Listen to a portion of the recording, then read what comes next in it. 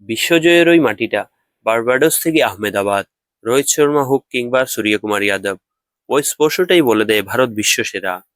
সেবার টি-টোয়েন্টি বিশ্বকাপ 2024 চ্যাম্পিয়ন হওয়ার পর রোহিত শর্মা হঠাৎ পিচের দিকে এগিয়ে যান এবং সেখান থেকে এক চিমটি মাটি নিয়ে সেই মাটি মুখে দিয়ে অনুভব করেন বিশ্বজয়ের স্বাদ।